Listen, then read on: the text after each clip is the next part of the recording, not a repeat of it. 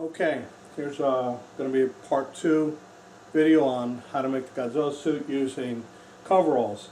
Something I probably should have done in the first step, but it didn't dawn on me afterwards, is that coveralls are designed to be kind of loose fitting and stuff.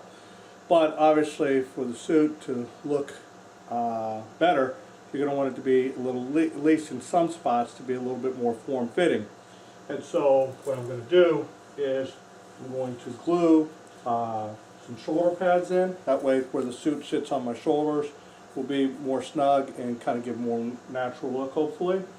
And I also put one in the back area as well, kind of towards where the tail is going to be connected.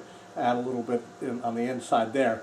I'm still going to put foam on the outside, but this will allow the suit to fit more snug in certain spots and give me a better look overall when it's all said and done, I believe. Okay.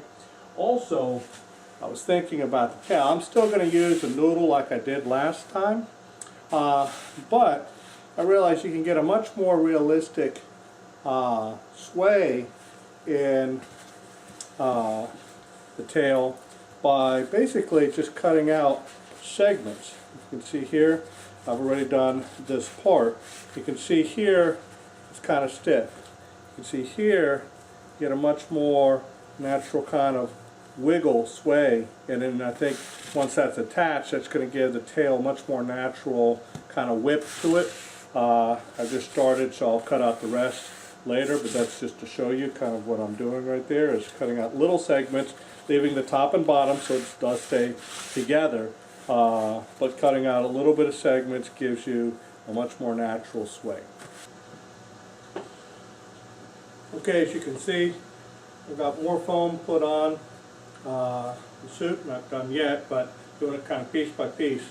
A little bit of tip. If you have someone to help you, it'd be good to put on the coveralls, and then the other person could come and basically match the foam to the body part and figure out what the right size is. Now, if you're by yourself, like I am, you can still do that a little bit. You know, you can kind of place where you think it needs to go. Give yourself a Sharpie and at least give yourself an approximate so you have some idea of where to cut. You can try to do it without the suit on, but sometimes it helps to have something inside the suit that gets the three-dimensional aspect and not a flat two-dimensional aspect. Okay?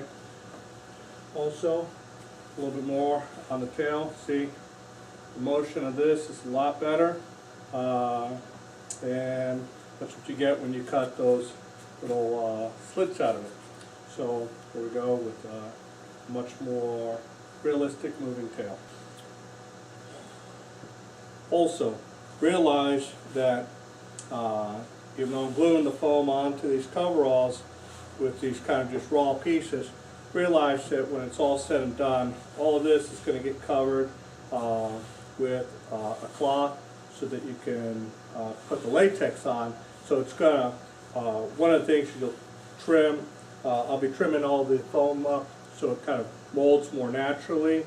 And like I said, then it'll be covered with another layer of cloth before the latex goes on, so it should all mold together fairly well, so it won't look like just hunks of foam having been glued onto bare coveralls. Okay?